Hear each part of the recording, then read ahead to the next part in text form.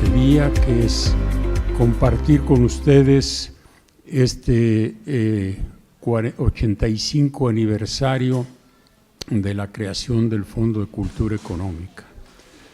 El Fondo de Cultura Económica, que es sinónimo de cultura, sinónimo de presencia de México en América Latina, de un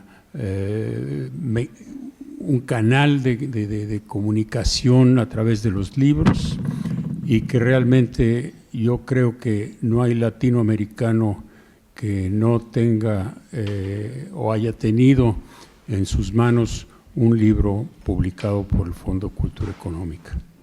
Yo creo que esa es la trascendencia de esta editorial mexicana, que fue creada por un intelectual mexicano, Daniel Cosío Villegas, que realmente pues es de reconocerlo. Vamos a iniciar con una proyección del director general del Fondo de Cultura, Paco Ignacio Taibo, quien pues ha hecho ya una labor increíble, como van a oírlo ustedes. Pero déjenme por favor presentarles a los autores que me han hecho el honor de estar aquí con nosotros, de agradecerles infinitamente su disponibilidad, su presencia, para que ellos, desde su muy personal ángulo, se expresen sobre esta editorial mexicana que ha hecho presencia en Perú desde 1961. Voy a presentar de izquierda a derecha Lewis Calderón, que es un poeta y un promotor de la poesía, que tuve la fortuna de encontrarme y cruzarme con él en una visita que hice a ese gran lugar que es la Feria del Libro de Amazonas.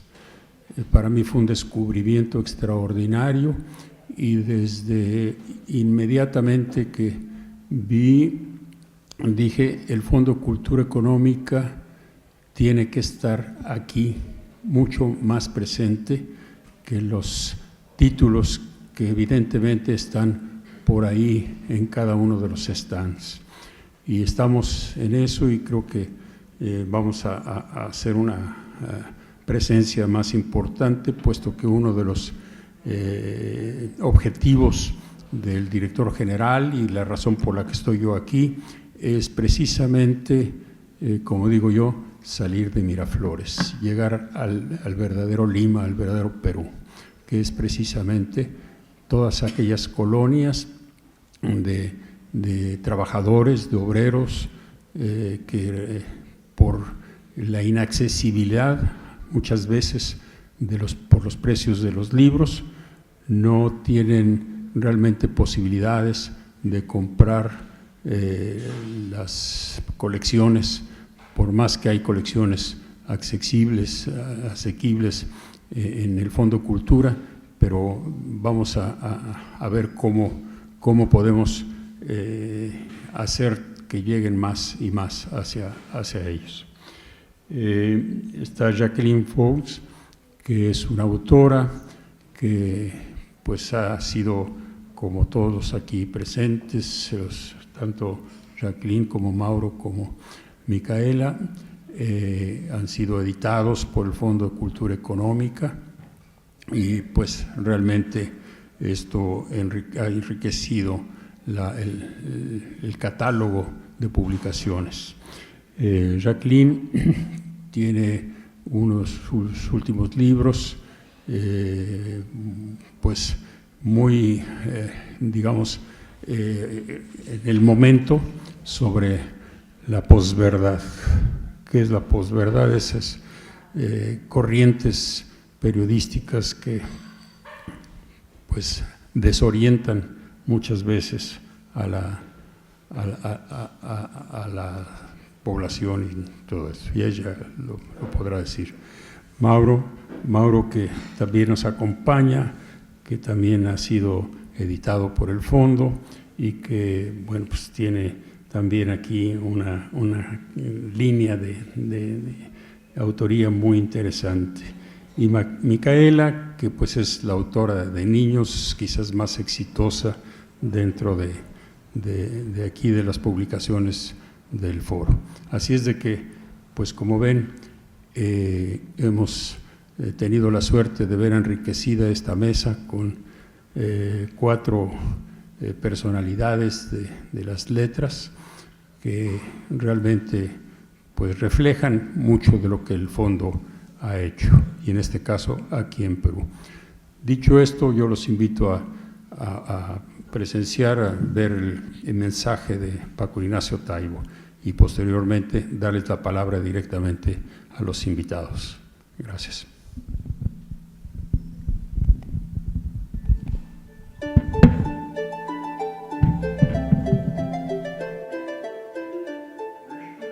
La lectura hace salir a cada uno de nosotros de los pequeños mundos en el que vivimos para entrar en un mundo más grande que compartimos con otros. La lectura es solidaridad, la lectura es descubrimiento, la lectura es humanidad.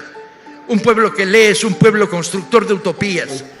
Teníamos una meta heredada de publicar 350 libros en el año. La estamos cumpliendo con soltura, pero no importa tanto la meta de número de títulos, sino que hay un cambio obviamente en el enfoque, en el tipo de títulos, hay nuevas líneas de producción. Hemos mantenido las colecciones que ya había, pero ahora sobre todo en la colección popular estamos incorporando muchos autores. Creo que es un momento interesantísimo del Fondo, en donde va a tener nuevas temáticas justamente acogidas por esta colección popular. Dentro de esta colección vamos a tener justamente temáticas que nunca había editado el Fondo, como ciencia ficción, policíaca, la serie de nuevo periodismo, es decir, va a estar súper nutrida y la idea es que pues, muchos lectores tengan acceso a ella. Hemos publicado 7 nuevos breviarios y hemos reimpreso más de 25 títulos, prácticamente una novedad al mes. La primera que se publicó, que fue La rebeldía de pensar de Óscar de la Borbolla, ya se agotó en la primera edición.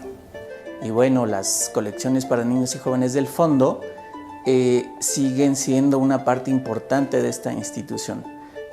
Nuestra colección A la orilla del viento es una de las más emblemáticas y ahora junto con Vientos del Pueblo pues son las que acercan y forman lectores. La colección Vientos del Pueblo es la nueva colección de distribución masiva para que llegue literatura, poesía, teatro, historia narrativa a todos los rincones de nuestro país con libros muy baratos. En este momento tenemos editados 25 títulos, lo cual quiere decir que hay 1 millón de vientos del pueblo en la calle o a punto de estar en la calle. Durante estos meses hemos cambiado a los directores de 7 de las que eran 10 filiales que tenía el Fondo en el extranjero y las encontramos en una situación crítica con cerca de $1.300.000 de déficit. Todas las filiales estaban en números rojos. Hoy día tenemos ya 3 de estas filiales caminando hacia los números negros. Estamos por abrir librerías en Guayaquil, en Quito una nueva y en La Paz, Bolivia y en La Habana. Hemos incorporado en esta administración una idea novedosa de comunicación con toda la República de Lectores. La idea se llama Desde el Fondo y es un programa en el que informamos de nuestras actividades. El programa se transmite todos los miércoles en punto de las 20 horas a través de todas nuestras redes. Informamos de las actividades, tenemos entrevistas con lectores y además la asistencia es libre para que en vivo pueda mirar el desarrollo del programa y eso, sentirse de alguna manera servido como lector en lo que tiene que ver con todas las misiones, todas las actividades y todo lo que estamos desarrollando aquí desde el equipo de comunicación del Fondo de Cultura Económica. En estos 8 meses de trabajo intenso hemos visitado 16 estados Hemos realizado 19 jornadas y hemos entregado 54.800 libros. Lo hicimos juntos. Lo hicimos juntos. Lo hicimos juntos. Lo hicimos juntos. Lo hicimos juntos. Lo hicimos juntos. Pues ahí está el mensaje y creo que está clara la línea por la cual vamos a trabajar estos próximos años aquí en Perú. Pasamos ahora a que nos hagan nos transmitan su sentir cada uno de los invitados. Jacqueline, ¿quisieras empezar? Buenas noches con todos, gracias por la invitación y gracias también a los asistentes. Bueno, yo quisiera hacer una primera intervención breve porque no nos han planteado un tema, sino simplemente reaccionar a los 85 años de este editorial. Quisiera hacer posiblemente un par de comentarios generales. El primero es acerca de la fortaleza o la solidez de una institución que, habiendo llegado a más de 8 décadas, puede mantenerse con una gran calidad de producción editorial en un país que ha pasado avatares políticos muy duros, ¿no? Y yo diría que desde el año 2000 en adelante, México está viviendo posiblemente épocas muy novedosas para los propios mexicanos. Tienen otro tipo de inestabilidades que posiblemente antes no conocían, salvo en las revueltas. Y entonces esa era una primera cuestión que yo quería destacar, cómo la prioridad del campo cultural en general en México sigue siendo un pilar, que es una suerte que no tenemos muchos otros países latinoamericanos. Cuando yo estudié en México la maestría, en la primera mitad de los años 90, que era una época de crisis muy dura en el Perú aún, alguien me explicó que en México el papel tan fuerte de la cultura era porque por el vecino que tenían arriba, ¿no? Pero también debido a circunstancias históricas vinculadas con la Revolución Mexicana. Las cosas han cambiado mucho. Yo creo que esas no son las únicas explicaciones de por qué México sigue teniendo como un pilar en general el campo cultural, porque no solamente el gobierno de México invierte en cultura, sino que en general hay una gran cantidad de instituciones involucradas con esto y el campo editorial también. Y los avatares políticos y las dificultades vinculadas con el crimen organizado, con el narcotráfico, que están entretejidas con algunas redes de poder político también o fuerzas del orden. Estas cosas, estas nuevas realidades tan pesadas, felizmente no han deteriorado instituciones como el Fondo de Cultura Económica. Y la otra idea que quería plantear y que en realidad reacciono frente a una parte del video que acabamos de ver es que yo he sido una autora que ha sido publicada en el 2017 con la anterior gestión, ¿no? Y hemos sido testigos, quienes hemos sido autores publicados con la anterior gestión, de esfuerzos muy fuertes para tener un buen desempeño en el Perú. Y entonces digamos, yo quiero simplemente hacer notar que estos momentos de transición entre una gestión y otra, entre un gobierno y otro, son incómodos, por decirlo de alguna manera, ¿no? Porque yo estoy tan agradecida de que nos inviten actualmente con el nuevo director, como estoy agradecida a la anterior directora, Gabriela Olivo de Alba, y al editor que tuve la suerte de tener, Felipe Aburto. Entonces, simplemente quiero agradecer una vez más por estar aquí compartiendo con ustedes este aniversario de esta institución, y que estoy segura que nos va a exceder en la vida a todos los que estamos aquí presentes.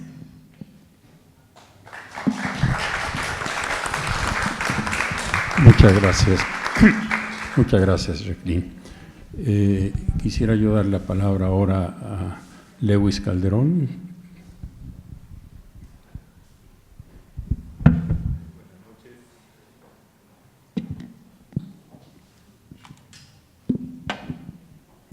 Buenas noches, agradezco la invitación del Fondo de Cultura Económica, su sede en Lima, y el director Gustavo Rodríguez. En realidad el Fondo de Cultura Económica es un proyecto mexicano, pero que todos los latinoamericanos lo asumimos como propio, ¿no? Tanto así que cuando Daniel Cosío Villegas, profesor de Derecho, quería que los alumnos de Derecho tengan una especialidad en Economía, y no se podía porque los libros no estaban en México, no se habían traducido aún las ediciones en inglés. Entonces algunos, los que pudieron, salieron de México y hicieron sus especializaciones, y otros se quedaron en México y hicieron lo que pudieron. Después regresaron los graduados en Economía y conversaron con Cosío Villegas para la tentativa de empezar la Escuela de Economía, que iba a formar parte de la Facultad de Derecho, y tenían el problema, como se da en todo proyecto editorial, el problema económico. Bueno, y a pensar todo ese problema, ven una figura económica que se llama el fideicomiso. ¿Qué es el fideicomiso? Que todas las subvenciones o donaciones estén exentas de un impuesto, ¿no? Entonces, Daniel Cosío Villegas y muchos traductores empiezan esa labor, que inicialmente fue de traducir obras clásicas y un poco técnicas sobre temas económicos, ¿no? Es la primera etapa del Fondo de Cultura Económica. Después, a partir de los 40, empieza la labor de los breviarios, ¿no? Una gran labor que de alguna otra forma está inspirada en las ideas de Alfonso Reyes, porque él decía la profesión que debemos obtener es la profesión de ser personas ante todo, ¿no? En esa labor, que ya ahorita los breviarios son incontables, todos los latinoamericanos hemos tenido acceso a información que no hubiéramos podido tener si no hubieran realizado esas traducciones y algunos títulos que fueron publicados en español, ¿no? Se me ocurre en español Historia de la Literatura Latina, de un transterrado que llega a México que se llama Agustín Millares Carlo, un erudito libro, pero divulgado en los breviarios, ¿no? Entonces las colecciones del Fondo de Cultura han llegado a las grandes mayorías y prácticamente tiene su colección popular y las letras mexicanas, en el cual se han publicado primeras ediciones de Rulfo, ¿no? O El Llano en Llamas, Pedro Páramo, y algunas de Octavio Paz. Y Tezontle, que ya es una colección más de publicar poesía y textos misceláneos, donde se han publicado algunas ediciones de Reyes que él compilaba, que eran conferencias, las iba compilando y las ponía con un título genérico que se llama Marginalia, ¿no? Que se publicaron varias series. En realidad la labor del Fondo de Cultura Económica es una labor importantísima a nivel mundial, teniendo en cuenta que se ha traducido por primera vez a una lengua extranjera esta obra tan importante de este filósofo alemán Martin Heidegger, Ser y Tiempo, que lo hace justo un trasterrado español como es José Gaos, ¿no? En realidad José Gaos en España tenía ya según lo que él cuenta en sus memorias, 10.000 papeletas de las traducciones del alemán, pero las deja en la España franquista, ¿no? Y llega a América, inicialmente llega a Cuba, da una conferencia en el año 39, ya sobre un tema que él iba a trabajar, ¿no? Filosofía de la filosofía. Después llega a México, en la UNAM, entonces publica un texto que se llama La filosofía de Maimónides, que ya vendría a ser una segunda edición. Entonces José Gaos otra vez se toma esa labor de cero, empezar a traducir todas las obras alemanas, y el tiempo se traduce en un par de años. Él da un seminario del 49 y 50. En unas memorias que se publica en la UNAM, él comenta que viajar de su casa a la UNAM era en taxi 2 horas, ¿no? Entonces iba 2 veces por semana y llevaba un fragmento traducido de Ser y Tiempo y le explicaba a sus alumnos, ¿no? Entre sus alumnos estaba un peruano, un helenista peruano, en ese momento joven, José Russo Delgado. Entonces, cuando se publica la edición del Fondo de Cultura del año 51, en realidad causa mucha repercusión en la comunidad filosófica latinoamericana, ¿no? Yo he visto por ahí algunas ediciones que algunos filósofos importantes han tenido en su biblioteca. Otro de los grandes hitos del Fondo de Cultura Económica son sus traducciones, ¿no? No olvidemos esta traducción famosa del libro de este hispanista francés Marcel Vataillon, Erasmo y España, un libro que le costó cerca de 15 años, tiene una bibliografía más de 1.000 libros, ¿no? Visitados en diferentes bibliotecas europeas, y donde se publica iconográficamente algunas imágenes que fueron tachadas, ¿no? Por el sesgo de la Inquisición, ¿no? Entonces, estos autores en realidad han dado la cuota, y el Fondo de Cultura sigue dando esa cuota para que se lea en Latinoamérica, ¿no? Otro hito importante que considero es cuando el Fondo de Cultura Económica, en 1955, por sus 50 años de labor literaria, a Alfonso Reyes, le pide que empiece a compilar las obras completas, y desde ahí hasta el 59 que fallece completa unos 9 tomos, y después ya, bueno, al final se completa en 26 tomos, ¿no? Octavio Paz publicó un libro fundamental en el año 82 que se titula Sor Juana Inés o las trampas de la fe, ¿no? Y de esta autora se publican las obras completas en los años 40 por un erudito, Méndez Plancart, que compila en 3 tomos, y ya el 4.º tomo yo lo hace por otro compilador. Bueno, de Perú han visibilizado autores importantes. Bueno, se me ocurre un poeta poco conocido de la libertad de los años 70, Curionici.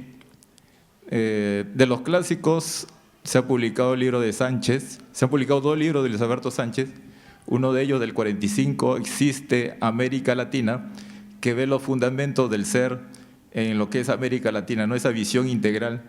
Después un autor que es ya indigenista, ¿no? En el año 47, La Ruta Cultural de Perú, de Luis E. Valcárcel,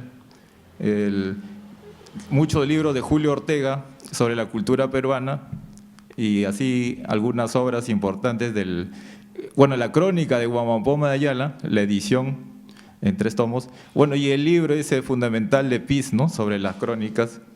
En realidad agradezco al Fondo de Cultura Económica por habernos dado tantos años en las lecturas, ¿no? Y es fundamental la labor que han desempeñado. Gracias.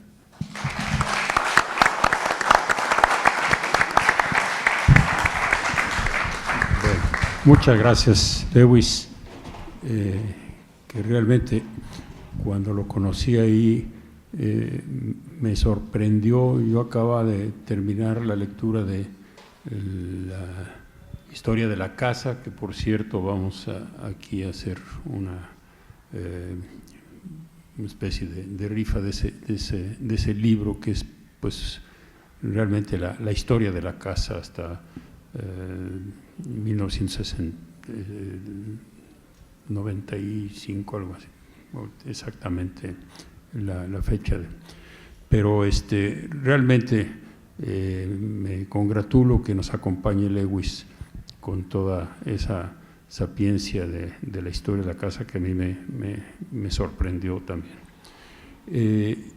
Voy a pedirle a Mauro que nos cuente su visión y dejo a Micaela al final porque realmente quiero que nos platique toda esa historia alrededor de los libros de niños. Así es de que, Mauro.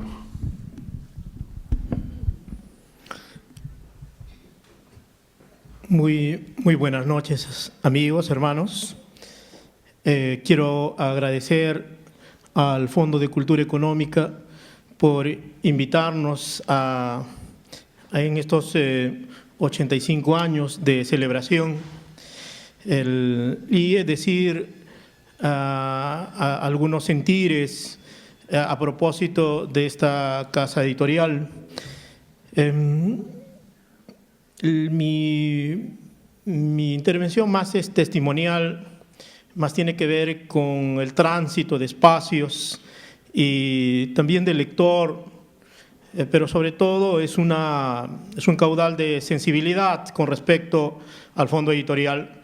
Primero, es el sentir de que existen a veces editoriales que se fundan para publicar un libro y allí se apaga su fuego, pero logra encender corazones, logra alumbrar.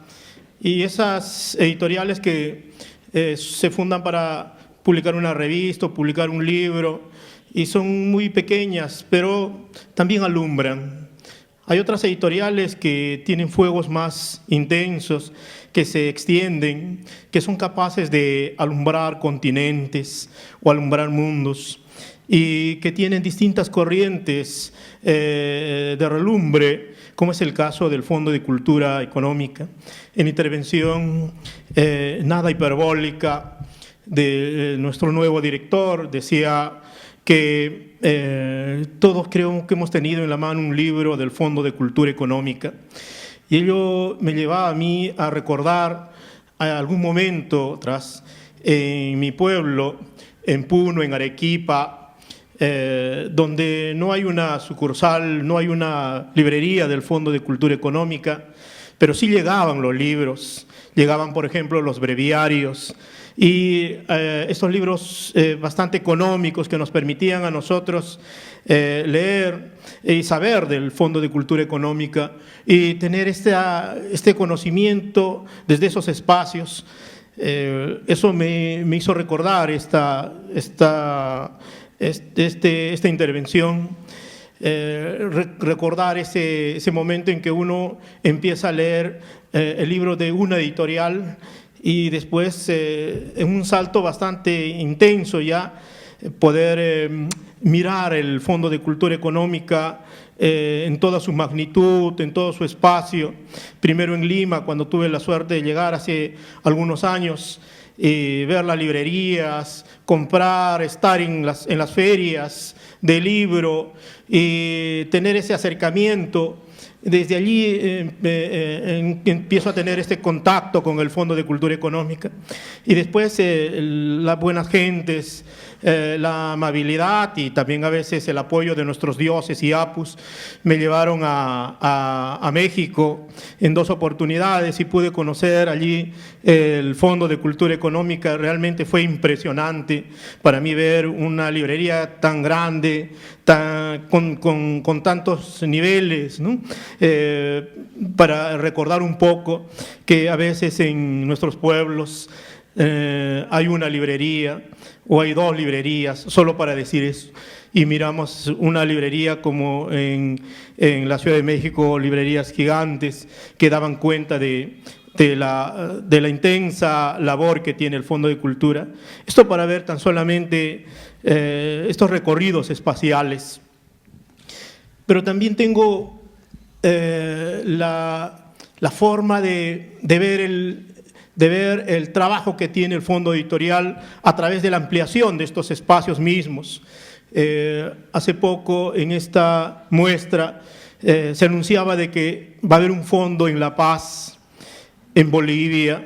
Eso me emocionó mucho.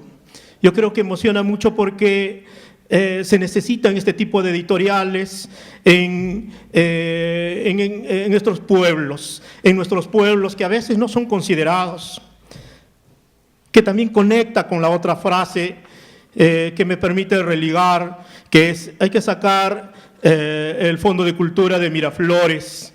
Queremos a los pueblos, queremos a Lima. Es cierto que a veces decimos algo fuerte contra Lima, pero es una ciudad que la queremos y que nos recibe. A veces decimos también algo fuerte contra Miraflores y decimos de que es un centro, tiene determinadas características, pero son sus características y hay que respetarlas. Es cierto que es distinto pronunciar Miraflores y decir San Juan de Miraflores. Eso no lo podemos obviar, no lo podemos silenciar. Hay distancias en los espacios y los espacios significan. Entonces, esta idea de abrir los espacios me parece algo muy importante. Cuando se hizo esta revolución editorial emprendida por Manuel Escorza, donde decía el libro, ¿qué es lo que se tiene que hacer con el libro? El libro está detrás de la vitrina, hay que entrar a la librería, hay que tener a veces el bolsillo muy pegado, muy pálido, para sentir cuánto cuesta ingresar a una librería, o cuánto cuesta después salir, porque uno, qué es lo que puede comprar, qué es lo que puede llevar, ¿no? qué es lo que puede adquirir. Entonces, en esa idea de Manuel Escorza era sacar el libro a la calle, y lo puso los libros en los kioscos, y era una de las primeras veces en que se publicaron miles de libros, y se llevó a cabo lo que Alejo Carpentier llamaba el milagro Escorza. Entonces, yo creo que si hay esa idea, esa intención de extendernos hacia lo popular, de que nosotros no vayamos al libro, de que la editorial no convoque, sino que la editorial y el libro vaya hacia el pueblo, eso me parece muy conmovedor, muy importante, y que tendríamos que impulsarlo. Eso creo que va a permitir ingresarnos y proyectarnos sinceramente a nuestros pueblos, a nuestras comunidades, al ámbito popular, a lo que llamaba Arguedas, a los ardientes cordones de miseria, pero son ardientes cordones de miseria donde se germina la vida, donde de pronto se puede florecer. Y eso también me permite conectar con Arguedas. Arguedas también se publicó una selección de textos en el Fondo de Cultura Económica. El corazón del Fondo de Cultura Económica como campo editorial o como editorial permite eso, permite tener en un brazo a un libro de Arguedas y en el otro brazo a un libro de Mario Vargas Llosa. Aunque no tengamos mucho aprecio por las ideas que vierte uno sobre el otro, pero están allí para despertar estos pareceres. Y esto también de Arguedas me conecta con La Paz nuevamente por la literatura quechua. El Fondo de Cultura Económica publicó Jesús Lara el libro de poesía quechua. Eso es importantísimo. A veces cuando uno se acerca al fondo dice, habrá la posibilidad de editar libros en quechua, en aymara, en literaturas amazónicas, hacer ediciones bilingües. Uno se pregunta eso, y a veces no lo pregunta a otras personas, pero en este contexto parece que se hace necesario. Y si hay esa vocación de apertura a publicar, al menos en ediciones bilingües, en nuestras lenguas, en nuestras comunidades, en nuestros pueblos, por ejemplo, ahora en La Paz, publicar tal vez ediciones bilingües de español aymara, español quechua, o en nuestro contexto mismo, como en algún momento se publicó el libro de Jesús Lara, Poesía Quechua. Creo que eso abriría mucho y nos permitiría a todos tener un aporte, pero también tener un acercamiento con lo que viene trabajando el Fondo de Cultura Económica. Yo estoy hablando, amigos, desde mi experiencia como lector, y mi experiencia como lector me reenvía precisamente a recordar y agradecer al Fondo de Cultura Económica básicamente como lector, porque me ha permitido formarme.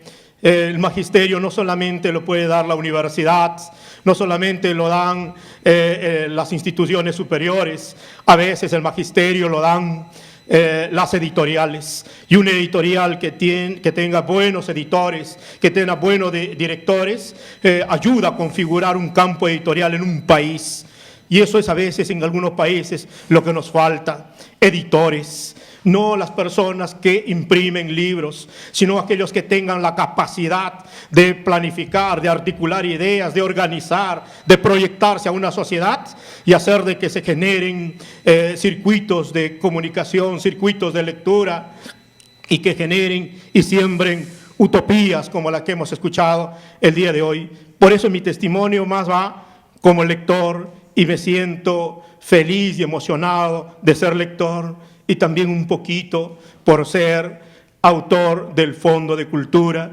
Y es cierto, como decía Jacqueline Fogg, que en nuestro corazón están esos dos latidos: el latido de la gestión anterior, porque nos convocaron y tuvimos la suerte de estar allí, trabajar y sentir la sensibilidad y el celo con que se produce un texto, y también el latido de hoy, la amabilidad, la apertura de convocarnos y agradecer por ello, para permitirnos decirnos estos, agradecer en ambos casos, agradecer en la amplitud de nuestro corazón a lo anterior que sigue latiendo y a lo nuevo que aumenta este caudal de latidos. Creo que uniendo esto nos permite mejorar todo, nuestro pueblo, el Perú, pero también nuestra patria grande, Latinoamérica.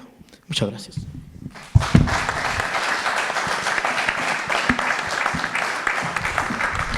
Muchas gracias, Mauro, muchas gracias a quienes han expresado su sentir sobre el fondo.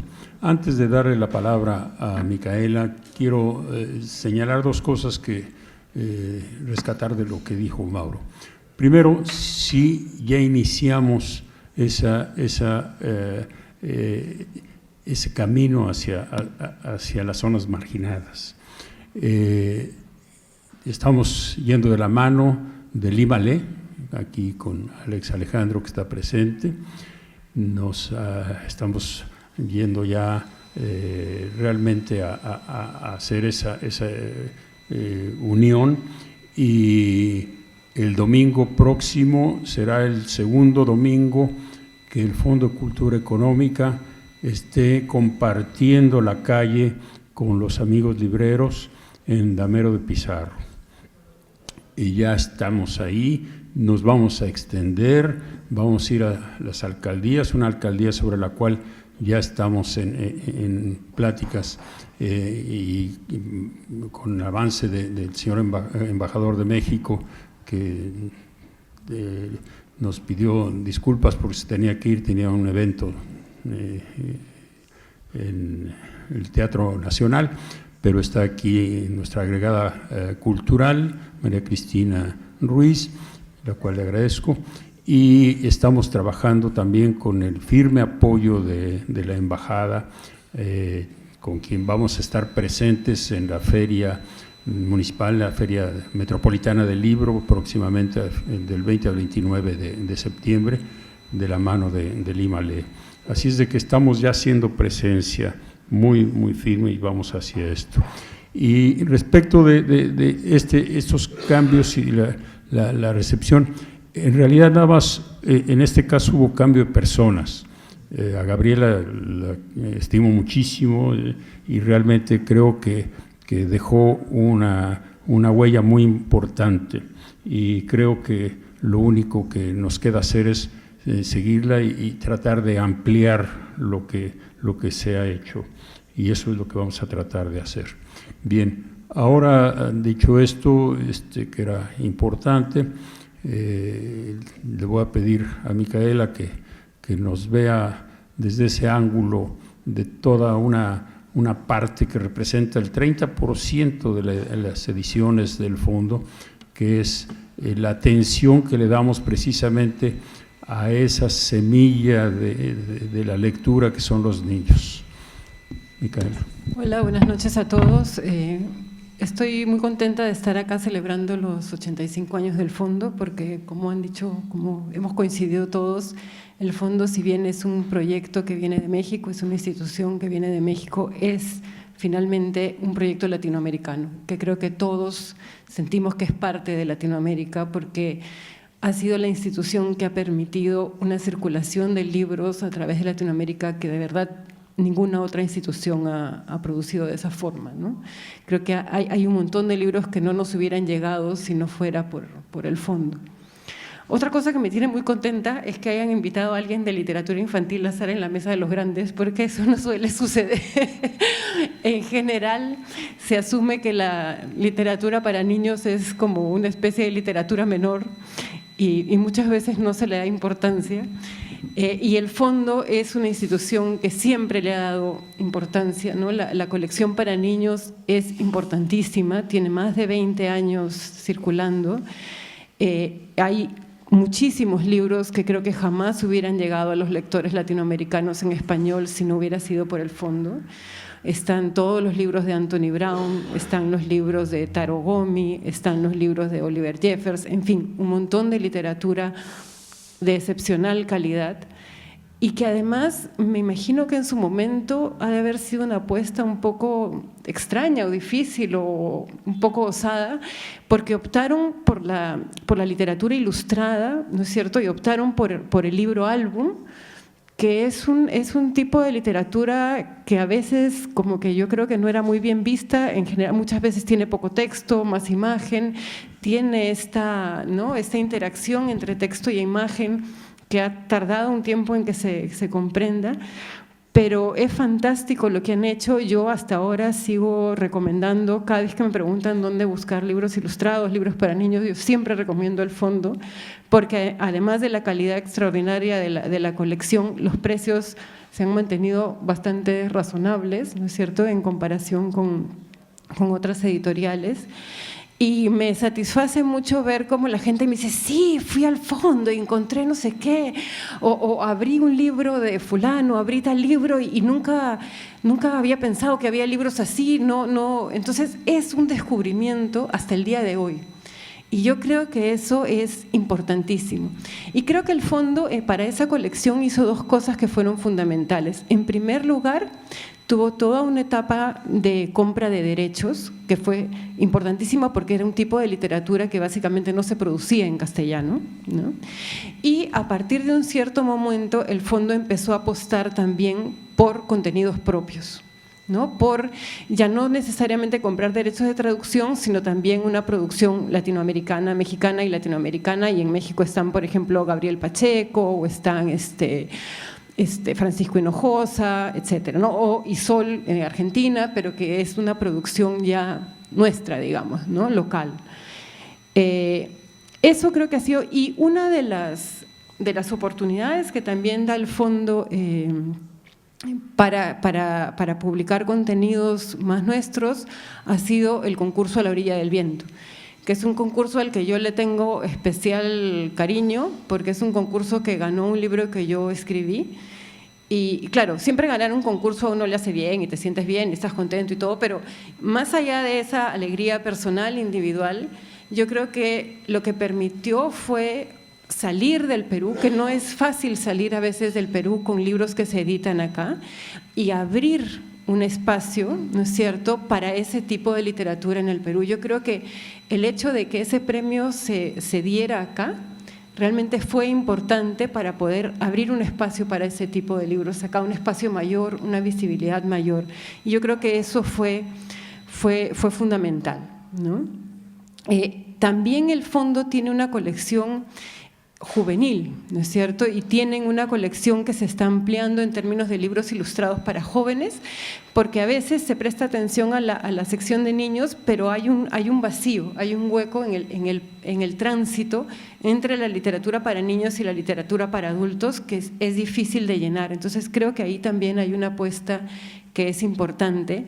Me encantaría si en algún momento fuera posible que las filiales también empezaran a editar para niños, ¿no? Acá En Perú el fondo no ha editado aún para niños, eso se produce en México, pero como decía Mauro, hay contenidos locales y hay una necesidad enorme de generar contenidos locales para niños que no está satisfecha. Y hay una demanda muy, muy grande también de libros para niños. Sabemos que existe el Plan Lector, por ejemplo, ¿no es cierto? Pero el Plan Lector solo dice que los niños deben leer 12 libros al año, pero nadie dice qué. Y a veces leen cosas espantosas, ¿no? Entonces creo que ahí hay toda una oportunidad de generar libros de calidad. Y el fondo tiene también, por si a alguien le interesa y no lo sabe, una colección de estudios sobre literatura infantil y juvenil que está normalmente por esa esquina de allá. Entonces, eso también indica que el compromiso del fondo con los libros para niños, con la literatura para niños y la literatura para jóvenes es un compromiso serio.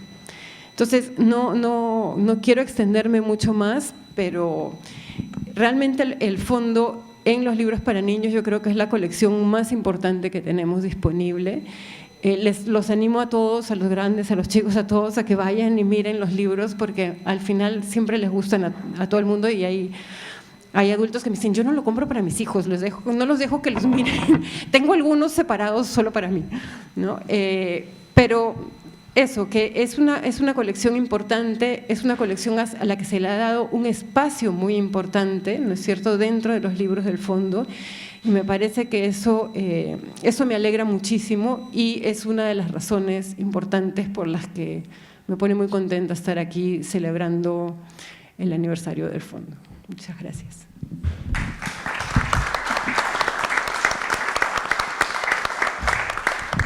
Muchas gracias. Muchas gracias a nuestros invitados y que han enriquecido esta presentación del Fondo Cultura.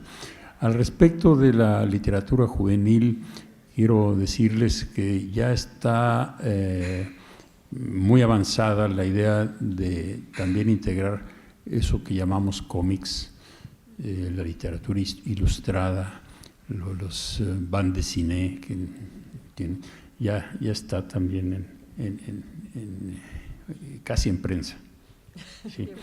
Y respecto a lo de editar aquí en Perú, lamentablemente dentro de esta reestructuración, como ustedes oyeron a Marco Barrera, la situación financiera de las filiales es muy débil. Que, bueno, se los digo de una forma más directa, si fuera una empresa privada ya hubiera cerrado hace mucho.